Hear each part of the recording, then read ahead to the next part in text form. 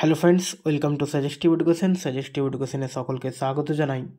WBP, KP এবং clerkship, miscellaneous প্রত্যেক পরীক্ষার জন্য আমাদের সাবজেক্ট ওয়াইজ এবং চ্যাপ্টার ওয়াইজ জিকে ক্লাস। আজকের প্রথম ক্লাস হচ্ছে ইতিহাসের প্রথম চ্যাপ্টার প্রস্তর যুগ বা স্টোন এজ। তো আজকের প্রথম কোশ্চিন হচ্ছে, খনন কার্য অনুযায়ী কোন যুগে গৃহপালিত পশু পালন শুরু হয়? যে আর্কিওলজিক্যাল এভিডেন্সগুলো পাওয়া গেছে, অর্থাৎ খনন কার্য যে করা হয়েছে সেখান থেকে যে আমরা এভিডেন্স বা প্রমাণ পাওয়া যায়, তো সেখানে বলা হচ্ছে যে কোন যুগে গৃহপালিত পশু পালন শুরু হয়। তো অ্যান্সার হচ্ছে মেসোলিথিক যুগ।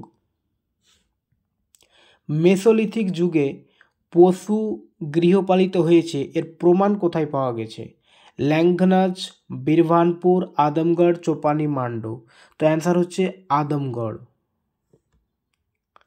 পরের কোশ্চিন দেখো, রবার্ট ব্রুস ফুট, যিনি ভারতে প্রথম প্যালিওলিথিক হাতিয়ার আবিষ্কার করেন, তিনি ছিলেন একজন ভূতত্ত্ববিদ, প্রত্নতত্ত্ববিদ, প্যালিও বোটানিস্ট, উভয় এ এবং বি। তো অ্যান্সার হচ্ছে এখানে ভূতত্ত্ববিদ এবং প্রত্নতত্ত্ববিদ, অর্থাৎ অপশন ডি হচ্ছে অ্যান্সার, এ এবং বি উভয়ই। মানুষের আবিষ্কৃত প্রথম ধাতুটি কি? মানুষের আবিষ্কৃত প্রথম ধাতু হচ্ছে তামা। নিচের কোথায় হাড়ের সরঞ্জাম পাওয়া গেছে? চোপানি, মান্ডো, কাকরিয়া, মহাদহা, সরাই নাহার রায়। তো মহাদহায় হাড়ের সরঞ্জাম পাওয়া গিয়েছে। পরের কোশ্চেন দেখো, মেসোলিথিক যুগের হাড়ের অলঙ্কার ভারতে কোথায় পাওয়া গেছে? তো আমরা একটু আগে পড়লাম যে হাড়ের অলঙ্কার, তো অ্যান্সার হচ্ছে আমাদের মহাদহা। এবার এটা হাড়ের অলঙ্কারটা কোন যুগের? মেসোলিথিক যুগের, এটুকু আমাদের মনে রাখতে হবে। একটি কবর থেকে 3টি মানব কঙ্কাল উদ্ধার করা হয়।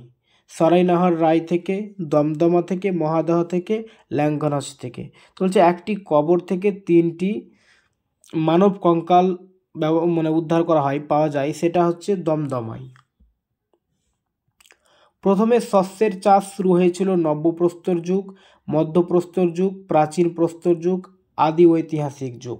তো প্রথমে শস্যের চাষ শুরু হয়েছিল নব্যপ্রস্তর যুগে। মানুষের প্রাচীনতম প্রমাণ ভারতে পাওয়া যায়। যে মানুষের প্রাচীনতম প্রমাণ এটা পাওয়া যায় নর্মদা উপত্যকায়। পরের কোশ্চেন দেখো, মানুষের ব্যবহৃত প্রথম খাদ্যশস্য কী ছিল?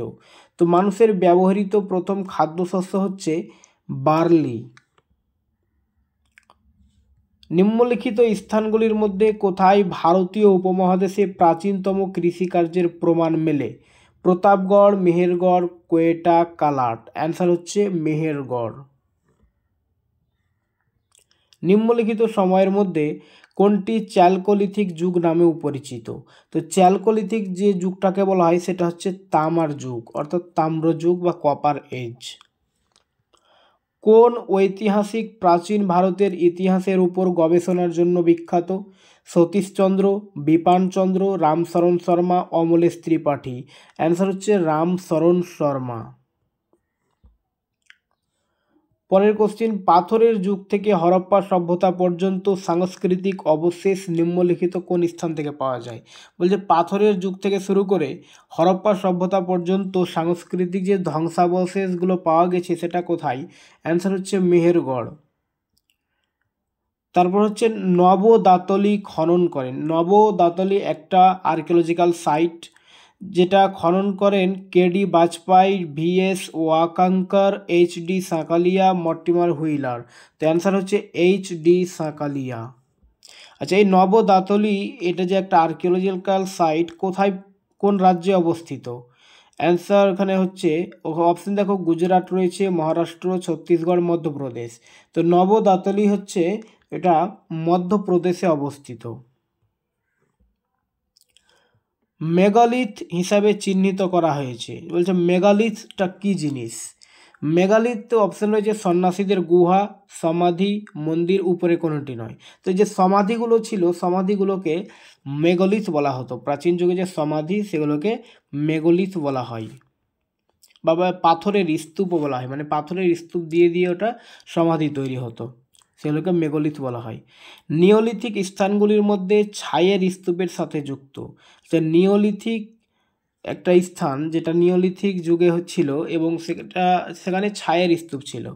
তো এখানে বুদিহাল, শঙ্কানাকাল্লু, কলদিহোয়া, ব্রহ্মগিরি। তো শঙ্কানাকাল্লু হচ্ছে অ্যান্সার, যেটা ছাইয়ের স্তূপের সঙ্গে যুক্ত এবং এটা হচ্ছে নিওলিথিক সাইট।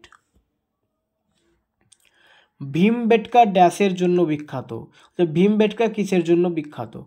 ভীমবেটকা মূলত রক পেইন্টিং বা পাথরে খোদাই করা ছবিগুলোর জন্য বিখ্যাত। আচ্ছা, নিচের জায়গাগুলোর মধ্যে কোনটি প্রাকৈতিহাসিক চিত্রকর্মের জন্য বিখ্যাত? আমরা একটু আগে পড়লাম যেটা ভীমবেটকা রক পেইন্টিং বা প্রাক ঐতিহাসিক চিত্রকর্মের জন্য বিখ্যাত ভীমবেটকা।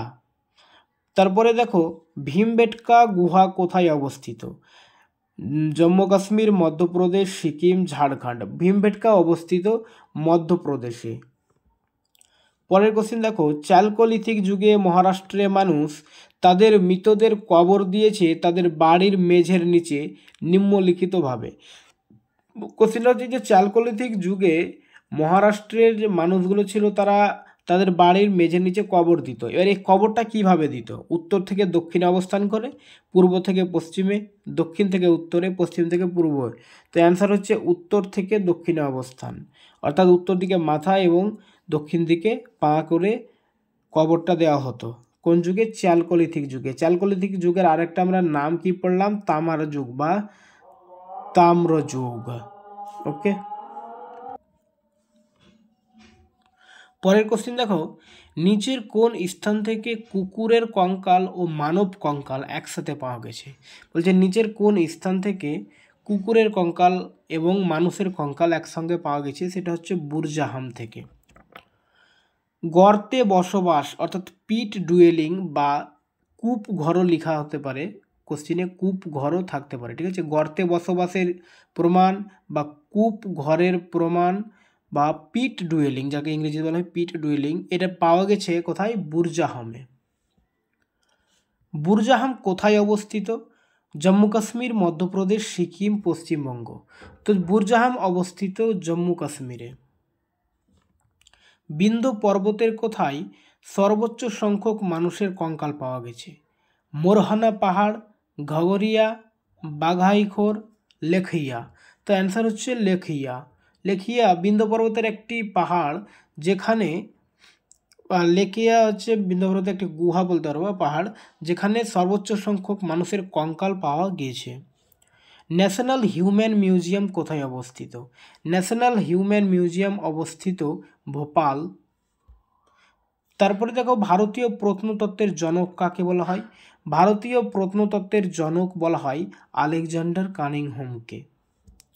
পরের কোশ্চেন দেখো, কে প্রথম প্যালিওলিথিক এবং নিওলিথিক কথাগুলো ব্যবহার করেন?